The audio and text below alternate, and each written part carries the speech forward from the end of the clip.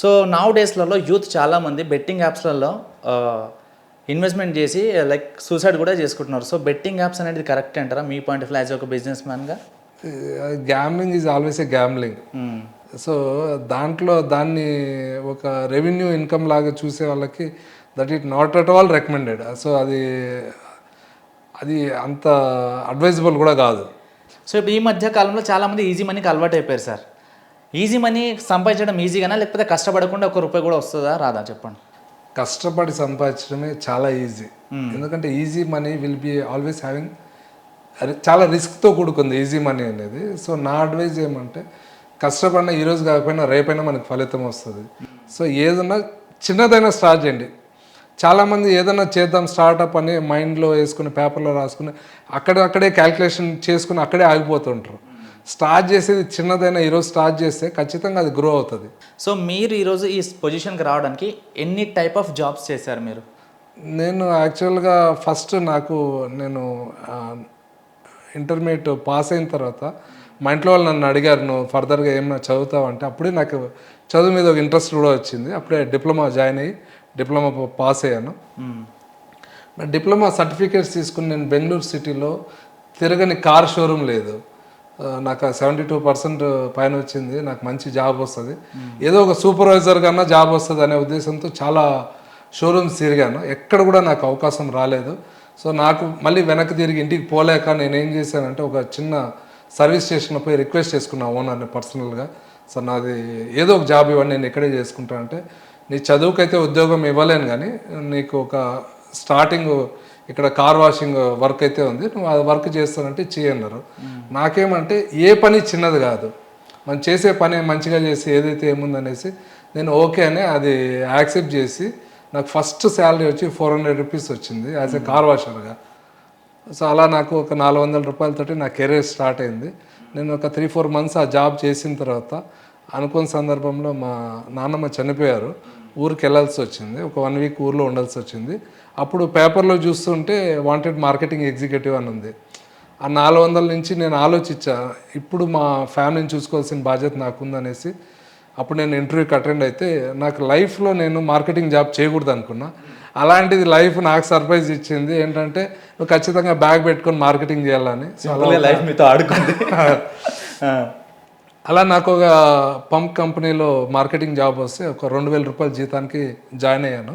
ఆ కంపెనీ వాళ్ళు ఏంటంటే నెలకి ఒక 20 రోజులు టూరింగ్లోనే ఉండాలి. మార్కెటింగ్ అంటే మీకు ఆఫీస్లో ఏం పని, మీరు మార్కెటింగ్లో ఉండాలంటే చాలా టఫ్గా ఉండేది ఆ రోజుల్లో మార్కెట్. ఎట్లా అంటే ప్రతి విలేజ్కి పోయి మనము మోటార్స్ అమ్మనని మైక్ సెట్లో అరవడం, చెప్పడము, పాంప్లెట్లు ఇవ్వడము, విలేజెస్లో మెకానిక్ని కలవడము, వాళ్ళకి మోటార్స్ తీసుకెళ్ళి డెమో చేసి చూపించడము, చాలా టఫ్గా ఉండేది work. But we enjoyed it.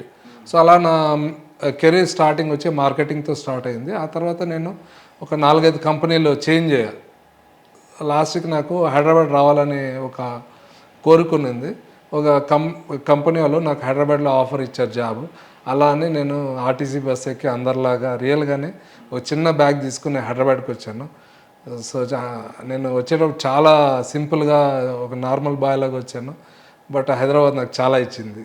ఎప్పుడైనా స్ట్రగుల్ అయ్యారా సార్ మీరు హైదరాబాద్కి వచ్చిన స్టార్టింగ్లో స్ట్రగుల్ అయ్యాను. యాక్చువల్లీ మా రూమ్మేట్స్ ఒకరిద్దరితో కలిసి రూమ్ తీసుకుని ఉండేవాడిని. డిఫరెంట్గా ఉండేది లైఫ్. అంటే మనకు వచ్చే తక్కువ జీతము, నా ఏమైతే హైదరాబాద్కి రావాలన్న ఏము అచీవ్ అయింది. జీతం తక్కువ ఉండేది. వచ్చిన జీతంలో మనం మెస్లో ఫుడ్ తెచ్చుకొని కర్రీస్ తెచ్చుకొని చాలా టఫ్ డేస్ పోయినాయి. రియల్గా చెప్పాలంటే ఒక ఎగ్ కర్రీ తీసుకొని వచ్చి ఒక ఎగ్ని ఇద్దరు షేర్ చేసుకుని తిన్న రోజులు కూడా ఉన్నాయి. అంత టఫ్ కండిషన్లు ఉన్నప్పుడు సార్ లైక్ ఒక్కో ఎగ్లో మీరు ఇద్దరు తిన్నారు కదా, కొన్నిసార్లు ఫుడ్ లేకుండా కూడా మీరు పండుకొని ఉండొచ్చు చాలా రోజులు. అంటే ఫుడ్ లేకుండా అంటే ఖర్చులకు సరిపడేది కాదు. ఎందుకంటే మన సిటీలో ఎక్స్పెన్సెస్ డిఫరెంట్గా ఉంటాయి, అది మ్యాచ్ అయ్యేది కాదు. పైగా నేను కొద్దిగా ఇంటికి కూడా పంపించాలి పైసలు, అట్లా ఉండేది కాదు. కాకపోతే మా ఫ్రెండ్స్ ఎవరైనా గెస్ట్ వచ్చి మా రూమ్కి చలో రెస్టారెంట్కి వెళ్దాం అన్నప్పుడు మాత్రం డిఫరెంట్ ఫీల్ వచ్చేది. రియల్గానే ఆ ఫీల్ ఇప్పుడు వి కాంట్, అంటే ఆ ఎంజాయ్మెంట్ రాదు ఇప్పుడు. సరే వెళ్దాం అంటే బయట రెస్టారెంట్కి వెళ్ళి తిందామంటే ఎంజాయ్ చేస్తూ తినేవాళ్ళం. కానీ కళ్ళల్లో నీళ్ళు ఆ డేస్ అన్ని గుర్తుకొస్తుంటాయి కదా. స్కూల్ లైఫ్ బాగుండేదా కాలేజ్ లైఫ్ బాగుండేదా సార్ మీకు?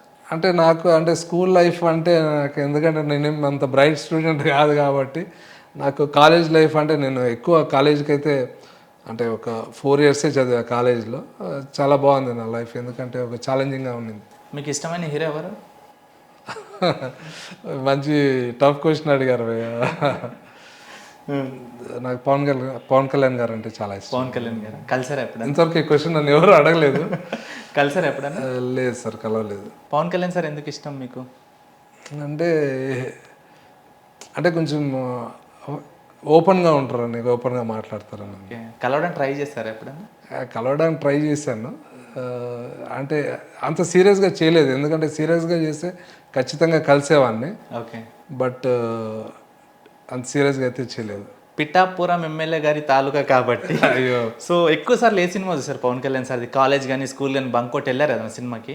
నేను యాక్చువల్గా నెల్లూరులో నేను డిప్లొమా చేసేటప్పుడు నెల్లూరులో ఎన్ని థియేటర్స్ ఉన్నాయో అన్ని థియేటర్స్లో సినిమా చూసిన. నాకు ఇప్పటికే గుర్తున్నాయి నెల్లూరులో అప్పుడు ఏం థియేటర్స్ ఉన్నాయి. కృష్ణ, కావేరి, కళ్యాణి, రాధా, మాధవ్, నర్తకి, ఇలా అన్ని థియేటర్స్లో ఆల్మోస్ట్ వాళ్ళు అన్ని సినిమాలు చూసేవాళ్ళం. అప్పుడు ఎంత ఉండేది టికెట్ ప్రైస్ అప్పుడు? 10-15 రూపీస్ ఉండేది. నెల టికెటేనా? నెల టికెట్ ఉందా అప్పుడు? నెల టికెట్ లేదు భయ్య. లేదు. సో మీరు అభిమానించే హీరో గారు ఇప్పుడు డిప్యూటీ సీఎం గెలిచారు, ఎలా అనిపించింది? అంటే అంటే నాకు పాలిటిక్స్ అంతా లేదు కానీ, ఐడియా లేదు కానీ ఐఎమ్ వెరీ హ్యాపీ. ఎందుకంటే నా లైఫ్ ఎట్లుంటుందంటే ప్రతి స్టోరీలోనూ ఒక పాజిటివ్నెస్ మనము తీసుకోవాలి. సో అంటే పవన్ కళ్యాణ్ గారిని తీసుకుంటే ఏదో ఓడిపోయినామని బ్యాకప్ కాకుండా, so you want accept that and you want move forward.